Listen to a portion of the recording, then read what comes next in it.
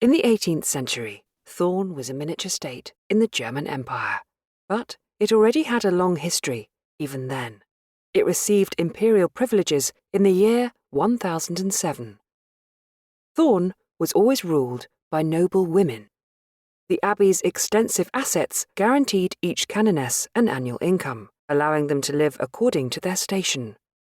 Whenever a position became available, the sovereign abbess of Thorn decided who the new canoness would be. Each candidate was required to demonstrate that each of her 16 great-grandparents was a prince, princess, count, or countess in the German Empire.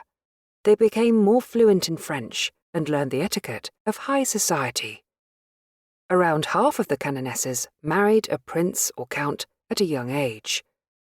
Others preferred the life of a canoness to marriage. Entertainment, as we know it today, did not exist in the 18th century.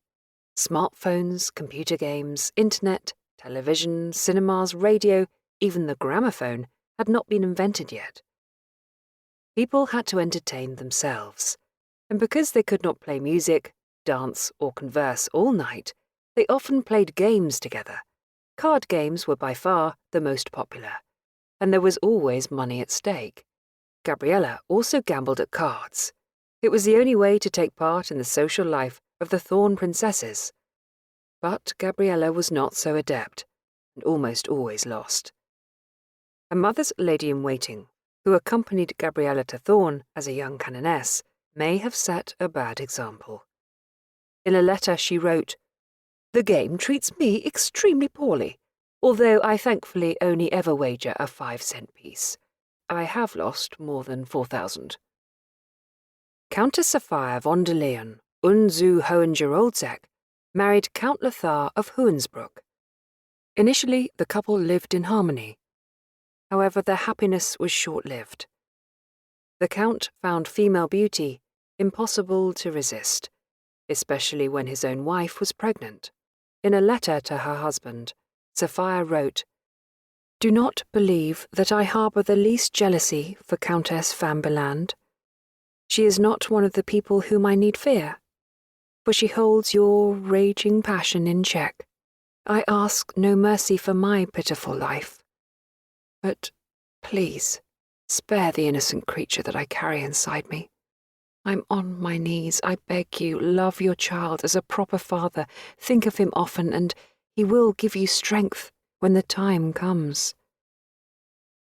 Sophia ultimately took matters into her own hands.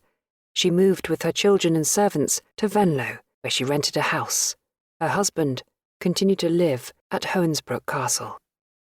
Because our view of the 18th century comes largely from paintings, it is natural for us to assume that paintings were important in the 18th century. But nothing could be further than the truth. The Thorn princesses spent most of their money on jewellery, silver, furniture, porcelain, carriages, clothing, and a good supply of wine.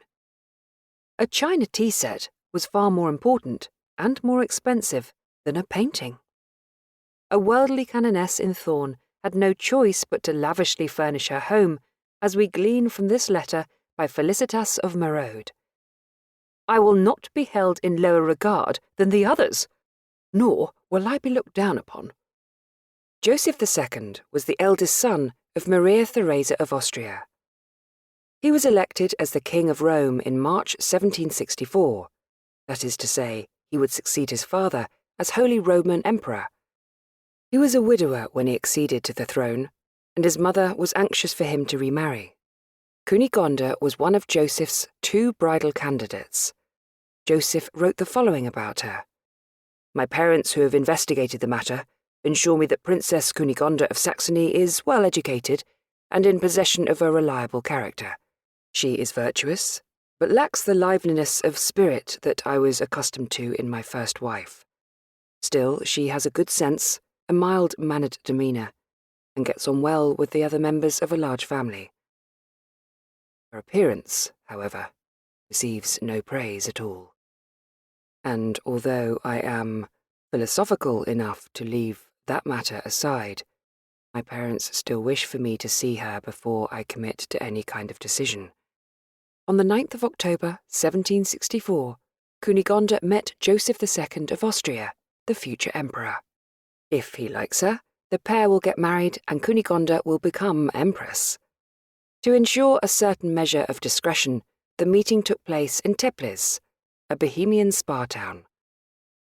Shortly before their meeting, Cunegonde wrote a letter to her brother Xavier. Her writing is erratic because she was in the process of having her hair done. Just now, 11 in the morning, Libernau is arriving with Joseph's response. Tra-la-la-la-la, take heart, dear Cunegonde. There is no place for weakness. Well, anyhow, what is certain is that I, thankfully, am beholden to God's goodwill. But Joseph is left unmoved by the meeting with Cunegonde, and the marriage is not to be.